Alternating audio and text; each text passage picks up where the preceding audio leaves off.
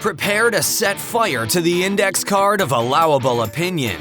Your daily dose of liberty education starts here. The Tom Woods Show. Hey everybody, Tom Woods here. Welcome to episode 2490 of The Tom Woods Show. What's going on today is that I had a great guest lined up, and I will bring this guest on next week, but he fell ill at the time we were set to record. And I'm heading out of town, and I really would like to generate my usual number of episodes. So today I've decided to do something a little bit unusual. Last week, Gene Epstein and I talked about what happened at the Soho Forum during what was supposed to be debate on the wisdom or prudence or alleged necessity of the various COVID interventions. And we analyzed how I did. But what I'd like to do today, actually, is share for you just the two opening statements. Now, as you'll recall, my debate opponent, Brent Orrell, could not make the event. His very, very young granddaughter tragically died 2 days before the event. So, of course, our deepest condolences to him, as I expressed at the time. So what ended up happening was Gene Epstein, the moderator of the Soho Forum, read Brent's prepared remarks. Brent sent them along so that at least some kind of an evening could still be salvaged. So Gene read Brent's opening remarks, and then I delivered mine along with extra time for rebuttal, that was built into my opening statement. And then we just sat down and did audience questions. So I'll link to the full video in the description of this one, and also at tomwoods.com/2490. But here's the basic meat of the exchange, because it's the two opening statements, one after the other. And I have to say, I'm quite pleased with my opening statement, and I guess I'd like my podcast audience to have a chance to hear it. And so today, that is exactly what we are going to do. Now, remember, Gene puts on tremendous events at the Soho Forum on topics of great interest, sometimes quite controversial, and they always generate more light than heat. So do support Gene at thesohoforum.org. You can find out about future events. You can watch them on a live stream. Just go through and click as if you're buying tickets, and you will see the free live stream option for all future events at the Soho Forum. So thesohoforum.org. I'm a big supporter, and if only we could have had the full debate we had planned on having, but this was a second best option. So first you'll see Gene Epstein defending the resolution that the restrictions that were implemented in 2020 were prudent and essential, and then you'll see me countering the resolution. So here we go. So I want to begin by reading the statement that Brent Orrell sent along with the slides. Let me make sure. Can I have the first slide, please? That's right. Okay, and then I'll be able to control it. And I will be reading word for word the initial statement from Brent Orrell. Remember that he's defending the resolution. Government-imposed restrictions during the COVID pandemic were prudent and essential. Brent Orrell. Before we get into the substance of tonight's debate, I'd like you to meet some of my family. The first photo is of my maternal grandmother. Oops. That doesn't look like the first. Oh, yeah, that's right. That's the young woman with the circle, red circle around her, is Brent's maternal grandmother, Edith Baker. She was born 18 months before the Spanish influenza of 1918 hit, the youngest of 11 children. The flu nearly killed her. She lost her hair and her ability to walk and speak. Here she is in the late 1920s, a picture of health, and again on her wedding day. And of course, that's the second photo you see. But the outside doesn't really tell the story. She aged, and there she is sitting down at the center of that photo in that chair. She aged and a wide variety of unusually severe medical conditions set in. She developed severe diabetes and heart disease. She had mental illness. An early heart attack in her late 40s was part of the vascular disease that began to claim her mind in her 50s. She died at 65 of congestive heart failure. Her sisters and several brothers lived into their 80s and 90s. My own mom, Edith's daughter, seen here, and that's that other photo, seen there with Brent, eating dim sum with me in San Francisco a few years ago, will be 88 in January. Studying the 1918 pandemic helped me understand what happened to Edith. Her ill health was actually quite common among survivors of the 1918 flu. The virus and extremely high fevers affected long-term health outcomes of millions, even children in utero. My grandmother's impairments shaped not just their own lives, but the lives of the people they loved who suffered, unaware of the role the pandemic played in Edith's life and their own. Pandemics, then, are forever. They leave permanent scars on individuals, families, and nations. In 1918, a much poorer nation at war and with far more primitive medical knowledge had to soldier through the pandemic, often at a very high human cost. We had no choice. We meet tonight in the wake of another pandemic. In 2020, however, we had both the wealth and the technologies we needed to contain, treat, and eventually defeat the virus. We're going to disagree a lot this evening about America's management of the pandemic, but let's first focus on an area of agreement. In an interview on his book, Diary of a Psychosis, Tom Woods argued that the economy is not just stock prices, but rather an interconnected web of human activities and relationships. I agree completely. And more importantly, so did Adam Smith. Smith's understanding of economics is foremost anthropological. In his masterwork, The Theory of Moral Sentiments, Smith observed that human beings have an innate tendency to truck, barter, and exchange. This tendency gives rise to markets that expand over time, creating higher and higher levels of economic opportunity and well-being. Economies, then, are human social behavior writ large, a product of our intelligence, culture, and dignity as persons with free will and inalienable rights, interacting in a way that is both self-interested and altruistic. Because these preferences and behaviors are immutable, we should only reluctantly and cautiously interfere with them. We are meant to be together and free. Being apart and unfree is painful and damaging. Historically speaking, wars and pandemics are the biggest and most important exceptions to the general rule of non-interference in human sociability and free exchange. Why is that? Well, because both wars and pandemics can become existential threats to that sociability and freedom. Abraham Lincoln suspended habeas corpus to save a union that preserved liberty. New York involuntarily quarantined Typhoid Mary to stop the spread of deadly disease.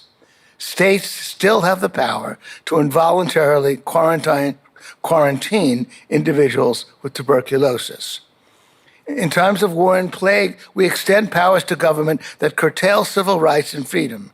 Conscription in the case of war, public health restrictions in the case of disease that would be intolerable under normal circumstances. Having said this, wars and pandemics, no matter how well managed, are unequivocally disastrous as matters of progress and results. Even when disease outbreaks are successfully contained and enemies are defeated, they rack up huge social and economic costs. And no matter how well wars and pandemics are fought, they entail setbacks, defeats, and costly errors.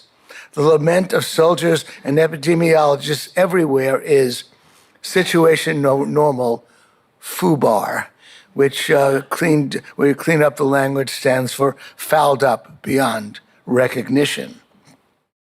Seen this way, the social distancing practices adopted during COVID-19 were an epidemiological Dunkirk, necessary to preserve the mechanism on which our social and economic well-being depends at a high cost and with significant losses. Prudent and essential, but also painful and damaging. COVID-19 first emerged in late 2019 and early 2020. Based on the limited information China was sharing and sketchy reporting from Wuhan, it seemed clear we faced a novel virus against which our bodies had no natural defenses. COVID-19 appeared to be more infectious than its predecessor, SARS-CoV-1, was making it harder to contain, and we could see from northern Italy's experience that COVID's ability to spread rapidly could overwhelm health systems. Under these conditions, deadly disease, no vaccine or therapies, prudence dictated we would have to rely first on the time-tested techniques of disease management, hand washing, masking, and social distancing, the so-called non-pharmaceutical interventions, NPI, until research yielded vaccines and drugs to fight the disease. At the outset, people did this voluntarily. Cell phone data showed that the population of New York's wealthiest neighborhoods dropped by 50% in March 2020 as residents left the city for safer locations. Bars and restaurants emptied about 2 weeks before the city and state issued lockdown orders. In fact, Mayor de Blasio and Governor Cuomo, fearing the economic consequences of COVID, tried to tamp down on panic, suggesting that self-isolation was unnecessary. This was very imprudent advice, as the virus was already well into an invisible but exponential growth curve. In March and April, ICU utilization rose to 90% across the city's hospitals. The finest health system in the world teetered as hospitals, doctors, and nurses struggled to care for the sick. Government authorized crematoria to operate 24 hours to deal with the dead. Only regulatory brute force averted disaster. One of the best criticisms of New York's handling of COVID-19 is that its leaders waited too long to impose non-pharmaceutical interventions. This pattern of go early, go hard has also been noted in reviews of data from the 1918 influenza. Cities that used NPIs earlier and kept them in place longer had much better mortality outcomes than those that locked down later and less comprehensively. Now, there is a chart, two charts that you see up there that Brent displays. The one is of St. Louis, the other is of Pittsburgh. And Brent, during the influenza of 1918, and as you can see, Pittsburgh along that axis did far worse in terms of deaths than St. Louis did.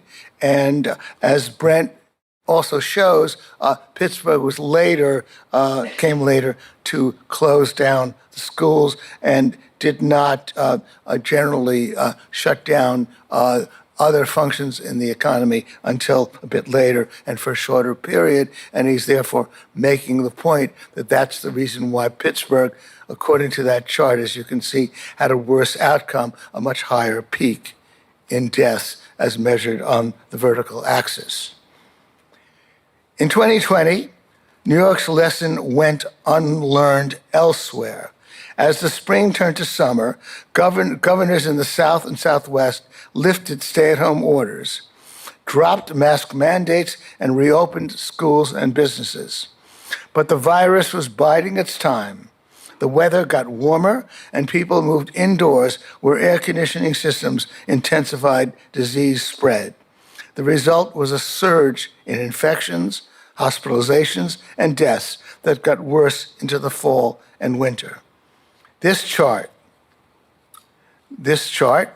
which shows the COVID-19 deaths per 100,000 in America's bluest and reddest counties, the places NPIs were used the most and the least aggressively, tells the story. The blue is supposed to represent those counties where there were some more severe NPIs, non-pharmaceutical interventions. As you notice, it is true that the blue is higher in the initial phase, but then that blue line, as you can see, is lower in subsequent period. And the red lines, the counties that are red lines where, as Brent would argue, they were looser with respect to lockdowns, had much higher incidences of deaths. And difficult to read the horizontal axis, but it spans from January 1st, 2020 to January 30th, 2022.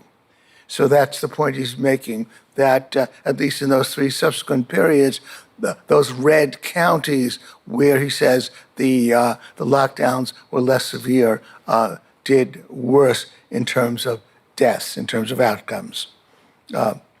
The differential outcomes could hardly be more stark, he says. This policy division between jurisdictions that were willing to follow public health guidelines and those that rejected them persisted for the balance of the early pandemic period. Best estimates say these policy choices, along with the mutation of the virus, were responsible for as many as between 185,000 and 250,000 preventable deaths. Deaths, I might add, that fell hardest on the most Republican areas of the country, which would, of course, be those red counties on this chart. So, if pandemic closures were prudent, what made them essential? The short answer: prior to the availability of vaccines, there were no other tools to slow the spread of the illness. We lost over 1 million people and saw millions more infected. Doing less with social distancing policies would have driven infection numbers up even further. It would have meant even more health systems pushed to the brink of collapse and perhaps beyond. And of course, many more deaths and more extensive long-term health impacts. Add to this the stratospheric economic toll of the COVID-19. COVID reduced U.S. life expectancy by 1.5 years, creating 6 to 10 trillion in economic losses. Again, these are the losses with social distancing policies operating in perhaps half the country. Had states and cities like New York and elsewhere not taken such steps, these life expectancy losses would have been much higher. Pandemics are forever. How we respond to them determines not just the immediate effects on human populations and economies, but also the future for those who survive and those not yet born. Our impact on the present, the mitigation of suffering and death, and future social and economic well-being depends largely on the degree to which we can maintain social solidarity in the face of disease. To this end, social distancing while we await medical breakthroughs is both prudent and essential. That's Brent's statement. And I now want to turn it over to Tom. Tom is going to take his full time, 17 and a half minutes, to respond, as well as additional time to refute, rebut what I just read. So Tom, please come to the stage. Hey, everybody, let's take a minute to thank our sponsor, Persist SEO. If you are getting buried by your competition online, then build your brand, your reputation, and your lead flow with digital marketing by Persist SEO. If you are a small local business trying to compete against large companies in the service industry, then increase your visibility with Persist SEO. Or what if you have low or no leads coming in on a consistent basis? Well, then website search engine and conversion optimization can help move the needle to a more prosperous business model for you. Are you tired of cold calling and networking, meeting places getting shut down? Use your website as a lead generation engine. Or what if you're not showing up for your services in the search engines? Well, get found with Persist SEO's expert search engine optimization. All you have to do is call 770-580-3736 or visit them at ineedseo.help for a free website audit and consultation. That's 770-580-3736 or ineedseo.help.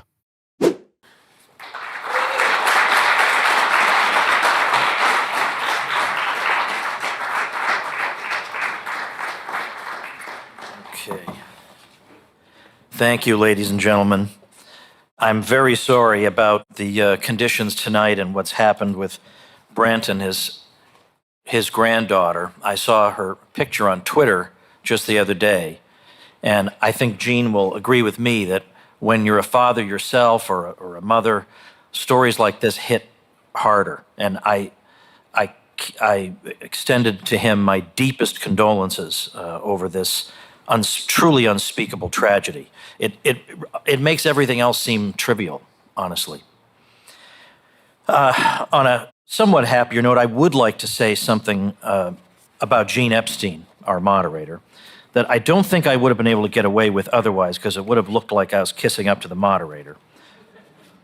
But first of all, I will say, Gene started off by explaining that one-on-one debates are his preferred way of doing things. That really is the best.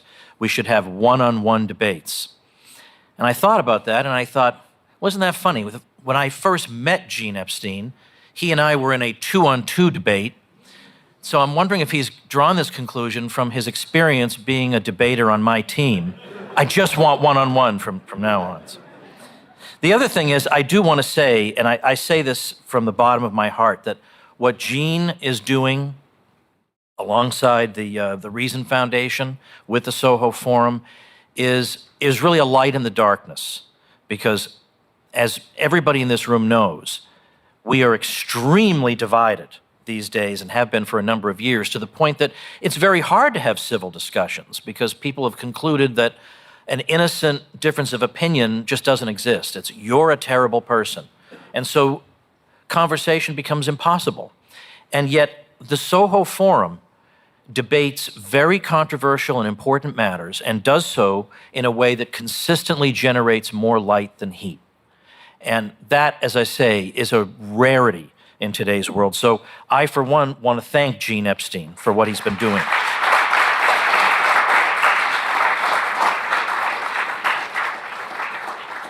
All right, so I think I'm more or less implicitly integrating my response to Brent's statement via Gene, although I may add a little bit more in the Q&A portion. So beginning in March 2020, people around the world were told that people in places who obeyed the so-called public health guidelines, so lockdowns, masks, capacity restrictions, and the like, would have relatively good results, while the stupid and selfish science haters who disregarded the guidelines would surely get what was coming to them. This moralizing narrative that the regime fed us does not survive a glance at the overwhelming majority of the data and the charts, of which I spent the past few years compiling more than I can count. Not models, not speculation, not extrapolation, but the actual experiences of real people and places.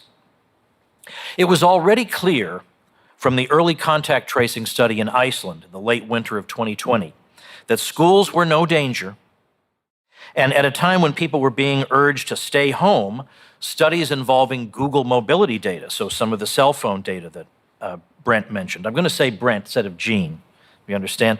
That actually the overall conclusion from that data is that there was no correlation at all between health outcomes and people moving around as opposed to staying home. I realize that may seem counterintuitive, but there just isn't. We've looked at it, and there's no correlation.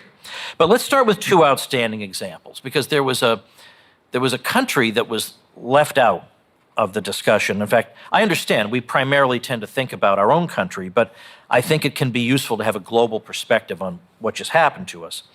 So I do want to talk about Sweden. So think back to March 2020. Sweden, for the most part, proceeded as normal, and we now know it had the best excess death rate numbers in Europe. The best. It outperformed everyone. Now, if I had asked lockdowners in March 2020, what will happen in Sweden if the government doesn't lock down society and impose masks on everyone? Do you think they would have said to me, oh, Sweden will probably have the best results in all of Europe? Of course not. And in fact, we don't have to speculate because the internet is forever. Sweden is going to be a killing field, a bloodbath, an example to the world of what not to do, you name it. But as I said, Sweden, the country that the political establishment around the world roundly condemned for not imitating everyone else, had the best excess death numbers in all of Europe. Apparently, the COVID measures weren't essential because the European country that most ostentatiously refused to impose them ended up having the best results. Now, if we lived in a normal country, we'd all be talking about how this was possible and how our own public health establishment could have gotten things so wrong. But we don't, so we don't. Throughout these years, you and I were urged to listen to the experts, a phrase it's difficult today to utter without a snicker. But the experts had no idea what was going on either. In early 2021, for example, White House COVID advisor Andy Slavitt was asked on MSNBC, of all places, why the numbers for California and Florida were so similar despite their drastically different policy responses, and it's downright astonishing how flat-out bad his answer was.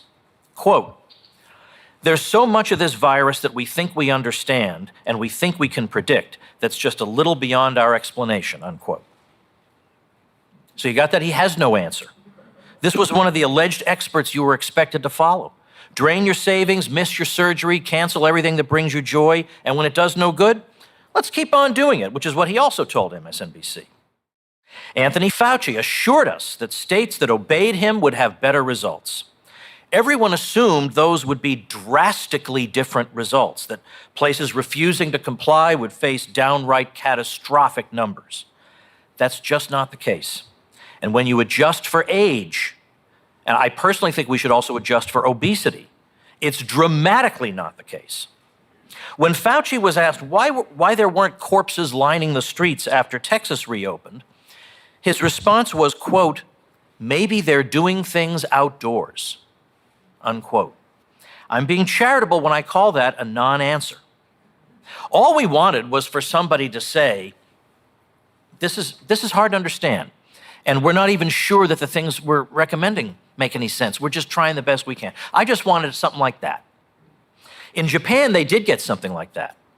In Japan, one of their experts, I'll never forget, said, quote, "Even the experts don't understand the reason," unquote, when trying to account for how well Japan did. Japan did not follow the quote unquote pandemic preparedness recommendations, even though if you look back before 2020, nobody was calling for society-wide lockdowns. Japan ended up doing pretty well. In the US, everybody had an explanation. Oh, it must be the masks they wore. Like it's got to be the religion. They go back to the religion every time. It's the masks, it's the lockdowns. Okay, but they didn't have a very strict lockdown, so then what else was it? Well, then it must have been the masks. But the problem was, at the time people were predicting that Tokyo would be a disaster area, they were already wearing masks, so you can't have it both ways. Well, it turns out I had somebody on my show. Now that the episode is in the can, I can say it, not worry about offending the guy. It's years ago, but I had Dr. Eric Topol on my show, and he said the reason Japan did well is that the government shipped masks to everybody, 50 million masks, and that's why they did well. What he didn't bother to find out about was everybody in Japan laughed at those masks because they were accidentally the wrong size. They sent children's masks to everybody. Nobody could fit them, so they weren't used. But because we've assumed a priori that these things work, we just assign that explanation to places like Japan. Now, California and Florida, back to the US, they really do constitute an important case study. Because again, suppose if I'd asked in March 2020, what will happen if California locks down heavily and Florida is more or less laissez-faire? What would the response have been? Well, Florida's going to be a bloodbath. I mean, and not only would they have said that, it's what they did say. You will recall the governor of Florida becoming known, ludicrously enough, as Ron Death Santis. But in terms of age-adjusted COVID mortality, which is the number that counts, with number one being the highest death rate, according to the CDC's own data, Florida was all the way down at 36 when all was said and done. Not one person screaming at Florida or condemning its governor would have predicted that outcome, not a single one. So they were wrong. It's okay to be wrong, just admit it. Now, in terms of that COVID list, California, it's true, was at number 39. But that's a trivial difference from Florida in light of the preposterous interventions under Gavin Newsom. But here's what really matters. Florida did better in terms of excess mortality, which is the figure we really want to look at because it avoids the complications surrounding coding a COVID death. It includes the deaths by lockdowns. And in general, it's just more thorough. Now, had the propaganda been true and these measures really been essential, this outcome would have been impossible. Once again, unless we're just going to be impervious to evidence, it's impossible to call these measures essential. In fact, I can spend all night showing you charts of neighboring states, identical demographics, with sharply different policies, and you'd have no way of telling which was which. And if these inhuman restrictions are to be justified, the differences between stringent and lenient places had better jump off the page, but they just don't. So yet again, suppose I'd asked in March 2020, if I compare stringent states and counties with more lackluster states and counties, will the results be immediately evident without having to insert 150 nitpicking caveats? Everyone would, of course, said yes. And once again, they would have been dead wrong. Most of America never saw any of the charts and would no doubt be shocked and confused if they did see them because the charts refuse to convey the moralizing narrative. So let's start by plotting the 25 most stringent states against the 25 least stringent. So most versus least stringent US states. Those are the two lines, but I haven't told you which is which. Can you tell? Shouldn't we be able to? At the very least, shouldn't we be able to? Now, I think this wins the debate, but I'm a sport. I got more stuff. I have more time. So if you're going to tell me that these measures were essential, you better be able to tell me which line is which. But since you're dying to know, this one is the more stringent. But wait a minute, what's the difference? If you, I beg your pardon? Which one is the? Oh, the one that I just made thicker. The orange line just became thicker. Okay, these are my technical skills that I have. Now, I have a lot of these. You know, if you go to diaryofcovid.com, that's where my book is, and it's full of these. Full of these. All right, here is a 2020 chart of the Midwestern states. Let's see if we can find Thanksgiving on this chart. Because that should be easy, because remember, Thanksgiving gathering is going to kill everybody, and they're going to spread illness like wildfire. Although, remember, you have to wait 2 weeks, and then you'll see the effects. So the peak there, that ought to be that ought to be, let's see. So if Thanksgiving, we meet, let's say, somewhere around here, then 2 weeks later, we'll hit that peak. So Thanksgiving should have been down there, because it takes 2 weeks for people to see the symptoms. So Thanksgiving should be just to the left of that peak. So let's see where it is. You're wrong. Thanksgiving actually occurred while the numbers were going down. Can you find Christmas on this chart? Remember, Dr. Fauci wasn't sure in 2022 if we should have Christmas? Can you see Christmas on this chart? No, I sure can't. So if the big spike, okay, so we've done our holidays. That's enough holidays for now. How about mask mandate states? Okay, here are states with mask mandates. Here are states with no mask mandate. You know, I was a sport this time. I labeled them. Although I have to give credit, of course, to the great Ian Miller, who put together so many of the charts that helped us through all this. But as you can see, I mean, the point is there should be a big difference, right? Isn't it kind of uncanny how closely they track each other? It's almost like every feeble intervention we try is like nothing. Well, let's keep going. If you're not convinced of that, how about, here are two neighboring states, very different COVID policies. I'm not indicating to you which ones they are. And yet, look at this. The curves are, essentially identical. And I'm sure this is not what most Americans would expect to see in a graph of these places. So I'm going to show you which one is the more locked down one. That one. The purple, that's California, and red is Nevada. If I added Arizona to this chart, it would look the same. So Arizona had the fewest of the three in terms of restrictions. Nevada was in the middle. Nevada's a purple state, I guess appropriate enough, and then California. And yet, you look at them and they all look like this. They all look like this, despite our feeble interventions. We're going to talk about Iowa in a few minutes when we gear up to Iowa. Poor Iowa. The Washington Post called Iowa the state that doesn't care if you live or die. So wait till you see the incredible numbers with. But notice, by the way, if we look at these Midwestern states here,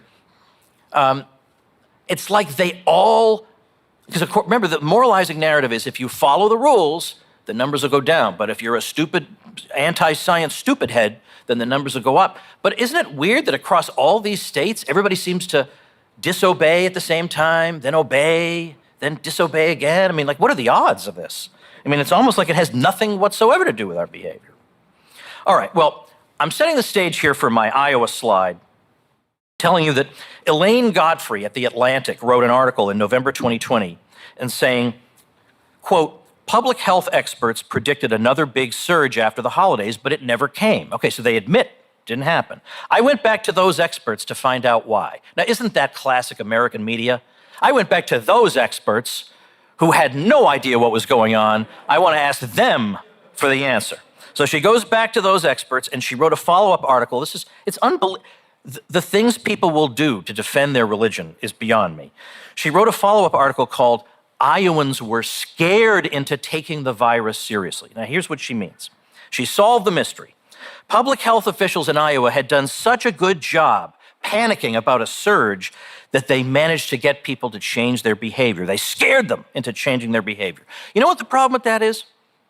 The simultaneous decline in many other places. So we're supposed to believe that Iowan public health officials back around the holidays of 2020 scared people so much that the scariness spread all the way into North Dakota, South Dakota, Nebraska, Minnesota, Missouri, Illinois, Montana, Wyoming, Colorado, and Kansas, all of which had identical curves and declines in their numbers with no change in public health messaging and no change in the public's behavior. Again, it's almost as if our behavior has nothing to do with this. The alleged experts also tried to claim that Iowa's November mask mandate had also helped bring their numbers down, but again, it's special pleading. There were simultaneous declines in all other places with all different policies. All right, so now back to Iowa, the state that doesn't care if you live or die. Well, one of these states is the one that doesn't care if you live or die. Let's see if we can figure it out. Okay, anybody want to bet his life on the answer? That's Iowa, right there. There was a thick line before that was just the average, but this pink one, that's Iowa. So Iowa, in other words, is indistinguishable, right? There's nothing particularly outstanding about Iowa, but of course you know the Washington Post, a year later, issued a solemn apology to the people of Iowa. Of course not. You know how our society, there's no apology. These people don't apologize, but oh my gosh, we have more work to do here. All right. This is the story of the entire period. The numbers go up and down in complete defiance of our feeble interventions. Yet the experts desperately try to pretend that the interventions are having an impact. Not to mention, in country after country and state after state, we got masks flattened the curve in the first half of 2020. Then the fall comes, mask compliance is unchanged, and the numbers are worse than before, and then we get silence. We don't get, maybe we were a little cartoonish when we said masks flatten the curve. Maybe it was a bunch of things that did it. I'm sorry we imposed this neat little morality play on you. And all that. Again, you think these people apologize? Forget about it. So let's look. Here are Germany and Sweden. Very similar curves. It's almost eerie how similar. And again, imagine what are the odds that people would refuse to comply, and then all of a sudden they would comply again in two different countries at the same time. and then refuse to comply a little bit, and then comply again. I mean, again, bizarre. Well, you can see the American media attributing Germany's success to the non-pharmaceutical interventions, in particular masks. But there's no mention in the American media that Sweden is getting exactly those numbers, but basically not masking. If you went to Sweden, 1% to 2% of people in Stockholm were wearing masks, and most of them were, well, in fact, even into like 2022, most of them were American tourists. Though, I mean, I'm not joking. I went there. It was American tourists wearing the masks. The Swedes were, well, I'll still serve you. I just don't know why you're doing that. But yeah, because it didn't do anything. It didn't do anything. And it's interesting. The reference to 1918. After 1918, everybody concluded that masks don't work. They obviously hadn't done anything. And masks are not a time-tested thing. There are hundreds and hundreds of studies looking at this. I mean, the mask literature is not a difficult thing to navigate because the evidence is absolutely overwhelming. I mean, the most recent study on it was the meta-study, the work in the Cochrane Review with the lead researcher, Dr. Tom Jefferson. Yes, I know he has a pretty nice name, but Dr. Tom Jefferson said, look, nothing about the science changed. In 2020, we all knew this didn't do anything. Like we have CDC studies looking at influenza. We all know this doesn't do anything. And nothing changed between 2020 and 2023, apart from, Trump wasn't wearing a mask that much and people wanted to stick it to him or something, but that's not really science. So in any case, there's much more we can say about masks. We'll get back to that in the future. Here's Poland. This is very typical of an Eastern European country, early mask mandate, and then, of course, in the West, we get, well, look at this. They conquered it with masks, and if we weren't all a bunch of dum-dums, we would do the same thing, but we all hate science, and we're all burning the scientists or whatever. And this is not a good argument, because as you can see, there's also the right-hand side of the chart. This happens time and again. Such and such country, the Czech Republic, smashed the virus because they applied science and we're too stupid. That lesson over and over and over. Then you'd get the right side of the chart and no media outlet would revisit that and say, okay, obviously there's more to it than that. Sorry, we insulted you and called you an idiot. I mean, obviously we don't really know what's going on here. Never. That thought would never occur to them. Here's the Czech Republic. And again, you can see Czech Republic has life-saving lesson for America. Wear a face mask. Okay. And then you see what happens with the Czech Republic, and there are no follow-up stories. Nothing. So, and then I might add just very quickly on the mask question, the Cochrane Review, which is the gold standard. I mean, at the end of this, it's impossible to conclude anything other than it is irrational to be doing this. But they found no benefit. And even when you wear one of those suffocation masks that are sometimes called N95s, no benefit. And remember, too, Bavaria and Berlin actually mandated N95s. And if I had their chart up here, which I have in my book, you'll see you cannot tell the difference between Bavaria and Berlin and the rest of Germany. You cannot tell. Okay, so maybe there's this is kind of like somebody who tells you, I can speak 25 languages. And you say, oh my gosh, that's astonishing. Can you speak one of them for me now? No, and I will never speak any of them for you. Okay, I mean, maybe you speak them, but I see no reason to believe it. All right. During these creepy and irrational years, there was plenty of competition for the George Orwell Award, but making at least my personal top 10 is the American Academy of Pediatrics, the AAP. Without so much as an acknowledgement of the European experience, where they were not masking toddlers, the AAP had a case of childhood mask fanaticism to the extent that they systematically removed references on their website to any previous suggestions they might ever have made that babies might need to see human faces. So anything mentioning the importance of faces in child development, including a page called FaceTime and Emotional Health, and a description of how adults can enrich infants as young as 4 to 5 months old that involves repeated reference to facial cues and expressions, is now gone.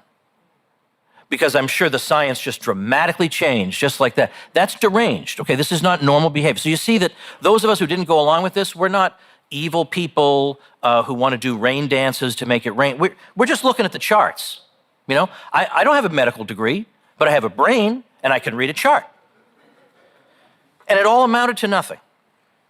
Everything that happened during these years was put through the same moralizing filter. In October and November 2020, Lakers and Dodgers fans were blamed for a spike in cases that occurred in Los Angeles County. Yet the same spike occurred in San Diego. And in case you don't know anything about California sports, I can assure you, people in San Diego were not out cheering for the Dodgers.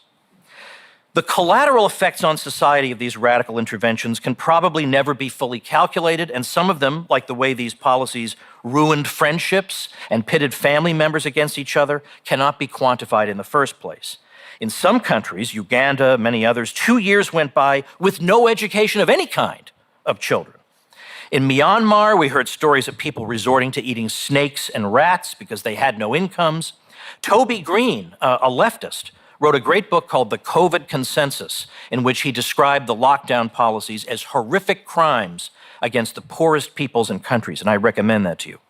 In a comprehensive and authoritative review of lockdown harms, Kevin Bardosh concludes, quote, "The promotion of lengthy social distancing restrictions by governments and scientific experts during the COVID crisis had severe consequences for hundreds of millions of people. Many original predictions are broadly supported by the cumulative research data presented above. A rise in non-COVID excess mortality, mental health deterioration, child abuse and domestic violence, widening global inequality, large increases in debt, food insecurity, lost educational opportunities, unhealthy lifestyle behaviors, increased loneliness and social polarization, democratic backsliding, and human rights violations," unquote. According to a study by the National Bureau of Economic Research, the lockdown unemployment shock, a reference to the tens of millions suddenly thrown out of work, is projected to result in 840,000 to 1.22 million excess deaths over the next 15 to 20 years. As a direct result of the lockdowns, the New York Times reported in an article called "The Biggest Monster is Spreading and It's Not the Coronavirus" that there will be 1.4 million excess tuberculosis deaths, 500,000 excess HIV deaths, and 385,000 malaria deaths as a result of the lockdowns. During the COVID years, we heard plenty of state propaganda about social distancing and masks and why your kids couldn't go to the playground. What we absolutely did not hear were stories about people who suffered under these restrictions, and there are more of them than we can possibly count. Readers of my email newsletter wrote to me every day about families pitted against themselves, about devastated careers, about missed surgeries, about loved ones forced to die alone, about isolation and grief and frustration and sadness and incredulity that any of this could be happening in the first place. We never got to hear those stories. They weren't allowed. If you complained about the lockdowns, that was because you were a selfish person who wanted to get a haircut and then kill your grandmother. People were shamed into keeping silent about what was happening to them. Prudent and essential, more like reckless and insane. Now, it's extremely unusual for the architects of a policy to admit that mistakes were made, that things went wrong, that a collective blindness existed among them. That's just human nature. And that's why it's all the more startling to hear policymakers themselves express regret for what was done in 2020 and beyond. For example, Michael Osterholm, a Biden administration COVID advisor who's a University of Minnesota epidemiology professor, as late as November 2020 was recommending a hard national lockdown, just said in October 2023, quote, "There is actually no role for lockdowns," unquote. Francis Collins was director of the National Institutes of Health until 2023. He now says, quote, "As a guy living inside the Beltway, feeling a sense of crisis, trying to decide what to do in some situation room in the White House, we weren't really considering the consequences in communities that were not New York City or some other big city. If you're a public health person and you're trying to make a decision, you have this very narrow view of what the right decision is, and that is something that will save a life. It doesn't matter what else happens. So you attach infinite value to stopping the disease and saving a life. You attach a zero value to whether this actually totally disrupts people's lives, ruins the economy, and has many kids kept out of school in a way they never quite recovered from. This is a public health mindset, and I think a lot of us involved in trying to make those recommendations had that mindset, and that was really unfortunate. It's another mistake we made," unquote. So in retrospect, Francis Collins himself describes COVID policy as obsessively focused on one aspect of health to the exclusion of all others. And I know, in conclusion, what the lockdowners would like to say about all this. Yes, all these deaths and all this deprivation and the broken families and social wreckage and ruined health may have been tragic, but in the end it was all worth it because the policies accomplished so much. But as I've shown you, they just didn't. None of the alleged benefits of the so-called mitigation measures are perceptible in the data, which by definition means they were not essential. And if this madness can be called prudent, then words have lost their meanings and we as people have lost our minds. What was done to the United States and to the world during these years was an atrocity rooted more in hysteria and voodoo than in science and rationality. To this day, we continue to pay for these terrible decisions in countless gruesome ways. These measures should be condemned on scientific, practical, and moral grounds and in the strongest possible terms. The bipartisan American establishment deserves not our thanks and congratulations, but ridicule, moral outrage, and contempt. Thank you.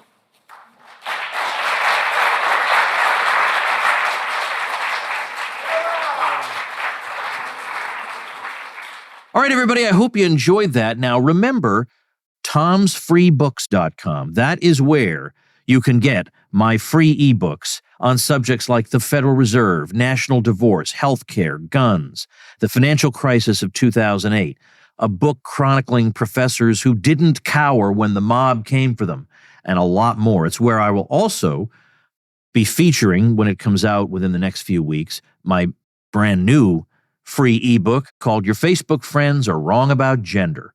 You'll be able to find that as well at tomsfreebooks.com. Before you spend one more dime on a book, why not get one of Tom's free books? So check it out, tomsfreebooks.com, and I'll see you next week.